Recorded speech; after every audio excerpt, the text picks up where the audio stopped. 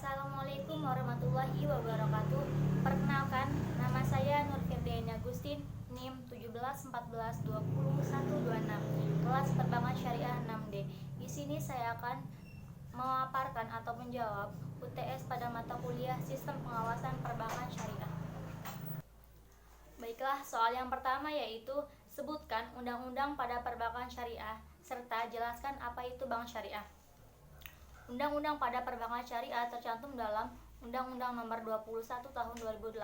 Sedangkan bank syariah itu merupakan lembaga keuangan atau lembaga perbankan yang dijalankan dengan menggunakan prinsip syariah. Dalam setiap aktivitasnya, bank syariah selalu menggunakan prinsip-prinsip Islam yang tercantum di dalam Al-Quran maupun di dalam hadis. Baiklah, lanjut ke soal yang nomor 2, yaitu jelaskan peranan Bank Sentral atau Bank Indonesia terhadap pemerintahan. Di sini sebenarnya banyak peranan bank sentral di pemerintahan.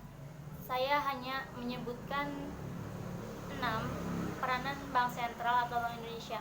Yang pertama yaitu menjaga stabilitas moneter. Menjaga stabilitas moneter merupakan salah satu tugas bank sentral, yaitu tujuannya agar jumlah uang yang beredar di masyarakat itu tetap terjamin sesuai dengan kebutuhannya. Selanjutnya, yang kedua yaitu pengatur dan penyelenggara sistem pembayaran. Karena pada dasarnya Bank Sentral atau Bank Indonesia mengatur mekanisme sistem yang dilakukan oleh lembaga-lembaga keuangan lainnya. Selanjutnya yang ketiga yaitu peneliti dan pemantau. Guna mendukung tugas-tugasnya, Bank Indonesia melakukan survei atau riset secara berskala, baik mikro maupun makro. Selain itu, Bank Indonesia juga melakukan pemantauan secara makro prudensial dengan cara terus memperhatikan kerentanan sektor keuangan yang memiliki potensi yang berdampak pada stabilitas keuangan. Selanjutnya yang keempat yaitu memberikan sumbang saran tentang perbankan, ekonomi, dan keuangan lainnya kepada pemerintah. Sebagai lembaga negara, baik pemerintah maupun Bank Indonesia memiliki ketergantungan satu sama lain dalam kaitannya dengan berbagai kebijakan mengenai perbankan, ekonomi, dan keuangan melalui konsultan dan koordinasi dari berbagai pihak. Yang kelima yaitu memberikan sumbang saran tentang RAPBN dan kebijakan lainnya yang terkait dengan tugas dan kewenangannya. Dan yang terakhir yaitu atas nama sendiri maupun atas nama pemerintah, Bank Sentral Negara Indonesia bekerja sama dengan Bank Sentral negara lain ataupun dengan lembaga internasional lainnya. Dalam menunjang kegiatan tersebut, Bank Indonesia berperan serta terlibat aktif dalam kegiatan-kegiatan organisasi yang dilakukannya, baik atas nama pemerintah maupun atas nama sendiri.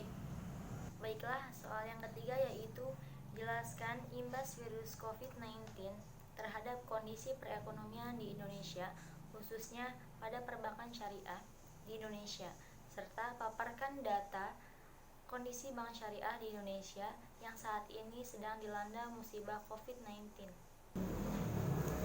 Akibat adanya penyebaran virus COVID-19 yang telah meluas ke berbagai belahan dunia, membawa dampak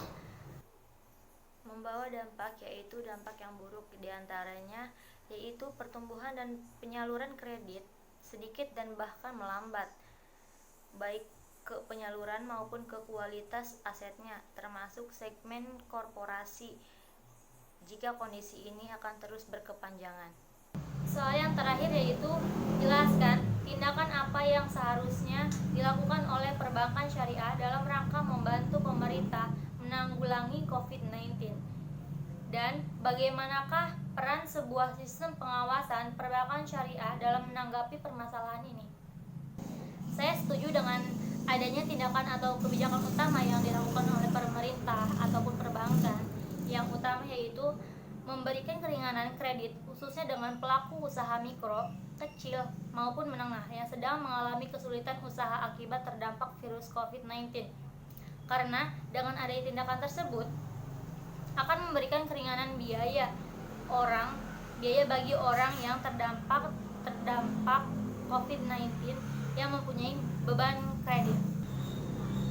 Sesuai dengan kewenangan OJK, yaitu untuk mengatur, mengawasi, dan melindungi suatu sistem jasa keuangan, maka agar kebijakan pengendalian COVID-19 ini berjalan dengan efektif, OJK meminta kepada seluruh lembaga di industri jasa keuangan untuk melakukan hal-hal sebagai berikut. Yang pertama yaitu melakukan penyesuaian operasional lembaga jasa keuangan ataupun meminimalkan interaksi antar orang tanpa mengganggu pelayanan jasa keuangan kepada masyarakat. Yang kedua, menunda seluruh pekerjaan keluar kota ataupun keluar negeri, khususnya ke tempat yang sudah teridentifikasi terdapat penyebaran COVID sesuai dengan data ataupun informasi terkini dari Kementerian Kesehatan Republik Indonesia. Dan yang terakhir, tidak melakukan kegiatan yang mengumpulkan sejumlah orang baik internal ataupun eksternal dalam bentuk sosialisasi, rapat, ataupun dalam event lainnya. Interaksi kiranya dilakukan melalui pemanfaatan sarana teknologi informasi. Baiklah, sekian dari saya, kurang lebihnya mohon maaf. Wabillahi taufiq wal hidayah. Wassalamualaikum warahmatullahi wabarakatuh.